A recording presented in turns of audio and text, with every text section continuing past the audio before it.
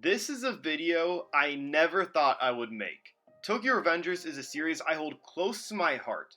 It was one of my favorite ongoing manga series for quite some time. Mikey is also one of my favorite characters of all time, and my analysis video on Mikey was the first video on my channel to really take off. So like I said, I really have a lot of sentiment for Tokyo Revengers. So this pains me to do, but it needs to be done.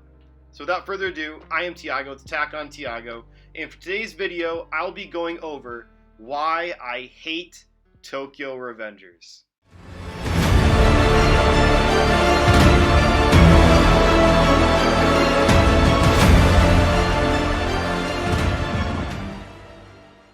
Before getting into the video, big spoiler warning for the series Tokyo Revengers, as I'll be going into specific things that occur in the manga. So last warning before getting into some spoilers.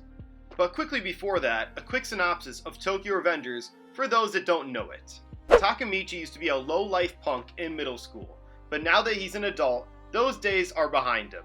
Until suddenly, when he sees his old ex-girlfriend was murdered by his old gang on the news. After learning the news and being pushed into an oncoming train, Takemichi is sent to the past, to when he was in his old gang, and it's up to him to right his wrongs and save everyone from the dark future.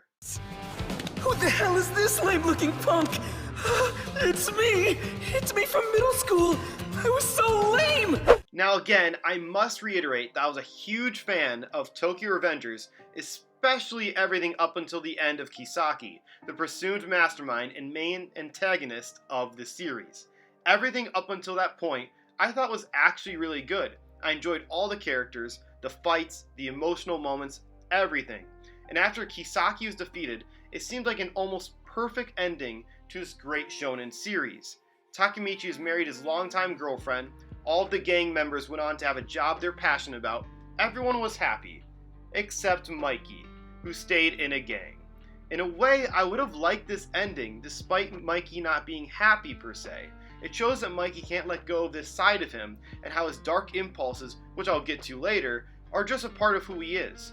But Takemichi, being Takemichi, decides to abandon this happy life, and everyone's happy life, to go back in time once more to save Mikey, thus starting the final arc of the series, which also happens to be the arc that completely ruins Tokyo Revengers.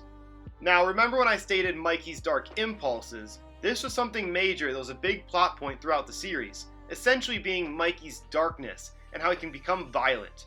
Well, we finally find out the reasoning for it originating, and it could not have been any more stupid. Mikey gained his dark impulses because someone broke his paper plane as a kid. Yes, so all those characters' deaths and misfortunes that all took place in the series due to Mikey's dark impulses, and even Draken's death, Draken, that happened in this final arc, and it was all due to a paper plane breaking. Come on! That has to be the stupidest part of the manga. Or at least, that's what I thought at the time when I was reading. Yes, it gets worse. So, we also find out the origins of the time-traveling powers, or at least who gave them to Takemichi. It turns out, it was Mikey's older brother. Yes, the one that died in the bike shop. And he got it from killing some hobo to go back in time and fix an incident revolving around his younger brother Mikey. So it is stated that someone can acquire this power by killing someone apparently. So then towards the end of the series, Mikey kills Takemichi. And when I saw this, I actually was pretty surprised.